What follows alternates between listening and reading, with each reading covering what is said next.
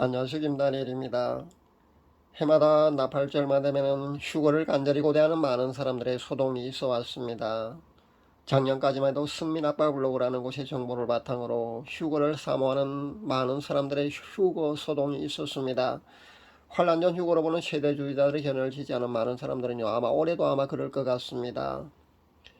올해 나팔절은 9월 26일부터 27일까지입니다. 정확히 더 설명한다면요, 9월 25일 밤부터요, 저녁부터 27일까지입니다. 그렇다면 한 달도 채 남지 않았습니다. 그런데 아직까지는 조용합니다.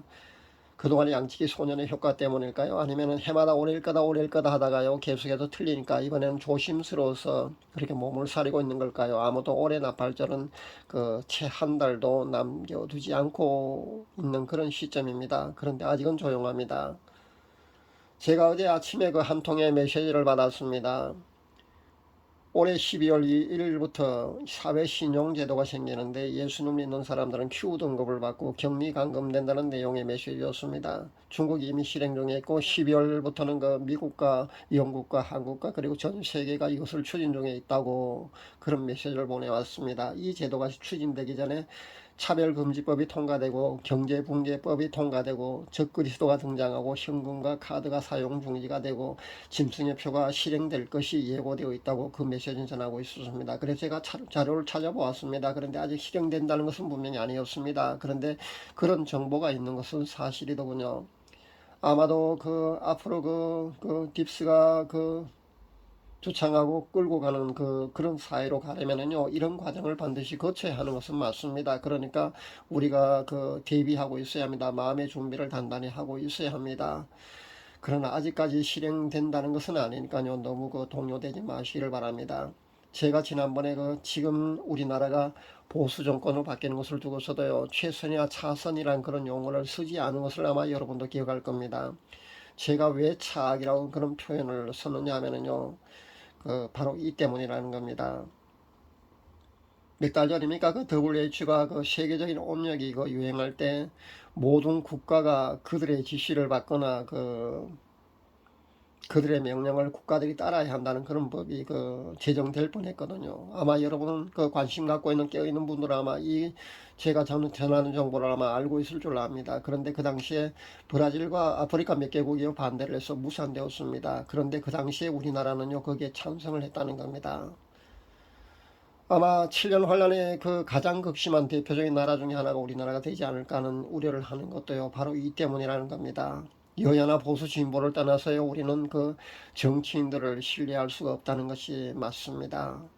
지금 보수 정권조차요, 그들의 꼬북 노릇을 아주 충실히 잘하고 있기 때문입니다. 이를 위해서 여러분 기도 많이 해야 될 줄 압니다. 7년 환란 기간인 그 어느 나라보다도 더 견디기 어렵다는 것을 우리가 각오하라는 겁니다. 그렇게 되지 않기 위해서 우리가 기도해야 된다는 겁니다. 여러분도 아시다시피 아프리카나 북한은요 어떤 이유에서인지 하얀 신발을 신지 않았습니다. 그래도 수월하게 모든 것이 그냥 지나가지 않습니까? 그런데 우리는 2년 동안 그렇게 소동을 빚어왔다는 겁니다. 식당에도 마음대로 들어가지 못하고요, 그렇게 소동을 빚었다는 겁니다. 마스크를 쓰지 못하면은요 들어오지 못한다고 그렇게 경고도 붙여놓고 그랬지 않습니까? 실제 식당에도요 식사를 가지도 못했습니다. 저 역시 그랬습니다.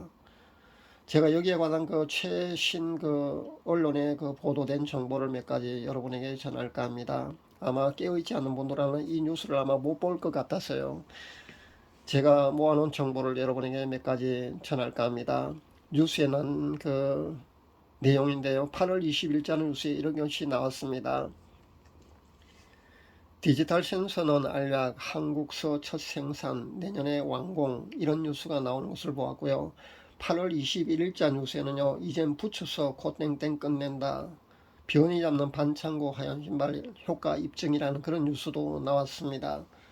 우리가 잠시 동안에 평안히 흐르는 이 기간조차요, 우리는 모르게요, 우리가 모르게 알게 모르게 세상은 이렇게 계속해서 어떤 목표를 향해서 이렇게 흘러가고 있다는 것을 우리가 알아야 된다는 겁니다. 그래서 성경은 우리에게요, 기도하면서 깨어 있으라고 하는 겁니다. 경각심을 잃지 마시고요, 평안하다 평안하다 그렇게 평안에 젖어서 살면 안 된다는 겁니다. 또 조선일보의 기사가 난 것을 제가 보는데요. 혈액 없이 피부에 테이프를 붙이면은 코땡땡 항체 검사 끝, 이런 제목으로 기사가 나온 것도 제가 보았습니다. 경각심이 없고 그 깨어있지 않은 많은 수많은 그 목회자들과 크리스찬들은요, 지금까지 그렇게 아무 의심 없이 그렇게 하얀 신발을 신었습니다. 그런데 기도하면서 깨어있으라는 성경 말씀에 순종하는 예수님의 그 사랑스러운 신부들은요, 이미 충분히 깨어있기 때문에 제가 여기에 대한 어떤 부연 설명을 하지 않아도 어떻게 처신해야 되는지는 아마 잘 알고 계실 줄로 압니다. 그래서 저는 아무 걱정도 하지 않습니다. 왜냐하면요, 마지막 세대는요, 기도하면서 깨어 있어야 하는지 그 중요성에 대해서요, 더욱 실감하는 시대에 우리가 현재 살고 있다는 것을 알아야 합니다. 긴장을 늦추지 마시고요, 그렇게 기도하면서 깨어 있는 신부의 삶을 우리는 살아야 될 줄 압니다. 제가 그동안 그 메시지를 자주 내놓지 못해서 정말 미안합니다. 현재 저는 그 기본적인 제 역할만 하고 있습니다. 그러나 일주일 정도만 제가 메시지를 전하지 않으면요, 성령께서 강권하심으로 이렇게 전하지 않을 수 없어서 이렇게 또 전합니다. 강대상에서 메시지를 전하는 제 모습이 수차례 보였습니다. 그렇게 강권하셔서 또 이렇게 전합니다.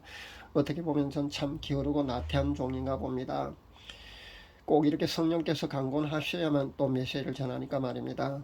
여전히 잠자면서도요, 기도하다가 잠들면요, 기도가 이어지기도 합니다. 그리고 잠을 자면서도요, 찬송을 하기도 하고요. 꿈속에서도 죄에 대한 부분이 나오면요, 제 영이 무의식의 상태인데도 불구하고 제어가 됩니다. 그리고 회개로 이어지고요. 실제 제가 거주하는 방을 제가 그런 것을 볼 때 청소하는 그런 모습이 보이기도 합니다. 죄에게서 거의 제가 멀어졌다고 그런 생각하는 그런 단계인데도 불구하고요, 여전히 우리의 심령은 이렇게 더러워질 수 있다는 것을 제가 알기 위해서 제가 제 이 감정을 소개하는 겁니다. 그래서 우리는요, 끊임없이 더 깊은 성화로 우리가 반드시 나아가야 된다는 겁니다. 얼마나 많은 더러운 쓰레기들 쌓였는지요. 기존의 빗자루가 부족하니까요, 새 빗자루가 제 손에 쥐어지고요, 전 그것 새 빗자루 가지고 열심히 청소하는 그런 모습도 보았습니다. 제 영적 상태가 좋을 때는요, 고향 교회에서 설교하고 수많은 사람들이 모여 앉아 있는 것도 보입니다. 어떤 때는요, 제 고향 교회 바닥을요, 청소한다고요, 제가 진땀을 뻘뻘 흘릴 때도 있습니다. 제가 왜 이런 제 영적 상태를 여러분에게 소개를 하느냐면요, 여러분의 영적 상태도 아마 거의가 저보다 나은 분은 아마 그다지 많지 않을 걸로 저는 생각하기 때문에 제 감정을 이렇게 하는 겁니다. 결국 신부로 확정되느냐 마느냐 기준은요, 죄의 유무라는 겁니다. 죄의 유무 말입니다. 죄가 있느냐 없느냐, 그 죄가 깨끗이 예수님 보혈로 정결하게 되느냐 마느냐, 그 문제거든요. 그러니까 아마 여러분 스스로는요, 난 나름 그 죄 짓지 않고 잘 살아왔노라는 그런 자부심에 있는 그런 대부분의 사람들이 아마 많이 있을 줄 아는데요. 그런 심령은요, 실은 바리새인들의 영적 상태와 같다고 보시면 됩니다. 우리는요, 그런 영적 상태를 가지고 있으면 안 됩니다. 세리와 같은 그런 영적 상태를 가지고 있어야 합니다. 나는 죄인이로소이다. 하나님 앞에 무릎 꿇을 때마다요, 그렇게 애통하는 심정에 그 세리와 같은 그런 영적 상태를 우리는 항상 유지해야 된다는 것을 잊지 마시기를 바랍니다.